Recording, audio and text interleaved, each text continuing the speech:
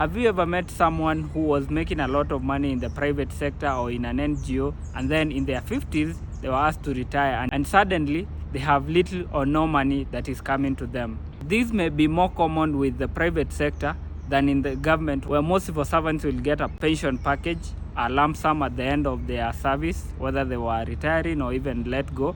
And then they will also be getting some regular stipend as a share of the salary that they were getting before they went to retirement. In the private sector, for most Kenyans, you have to make your own arrangements for what will happen to you after you have left employment. One of the ways that you can avoid getting into a situation where you're out of employment or you're in retirement and have no money is by getting a private pension fund.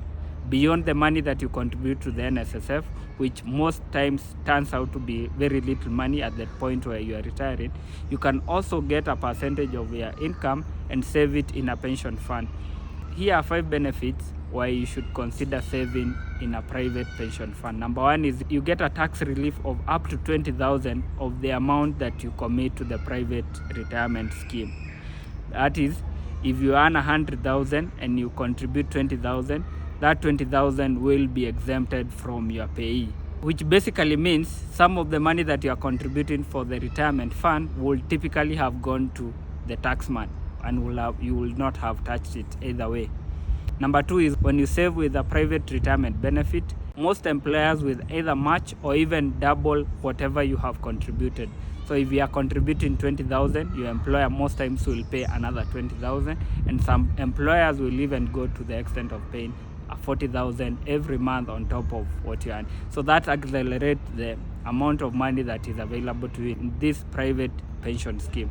Number 3 is that the money that you are saving in the pension scheme, and this could be a small percentage of the money that you plan to save, is also getting compounded interest. And in the long term, this can significantly increase the amount of money that is available to you at the point of retirement. Now, for example, if you started saving when you are 25 in a private pension scheme, then by the time you are 60, you'll have saved a lot more, because the money that you started saving at 25 has been getting an annual return, which is compounded to the principal. So every year, the pension scheme will announce an annual return, and the interest earned will also be added to your pension savings. Number 4 is diversification. Because of the rate of returns from various investment vehicles, Kenyans will opt to save with bonds, with MMFs, with shares, with SACCOs, and other high returning investment vehicles. And while pension schemes may not be as competitive as these other high income investment options, they are also important in diversifying your asset portfolio, because you never know what will happen by the time you are 60.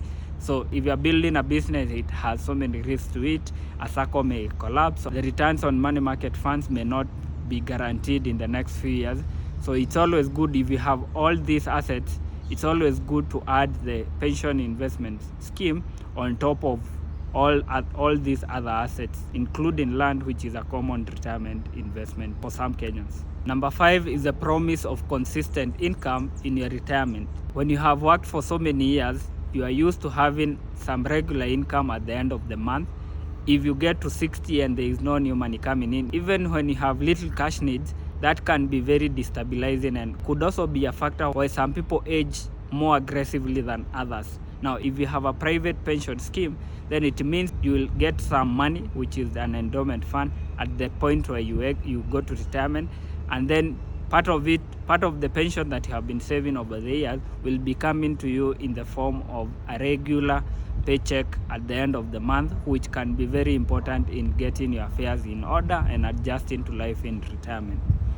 Money254.co.ke has written more about the benefits of joining a pension scheme, including the benefits of starting to save for your retirement early.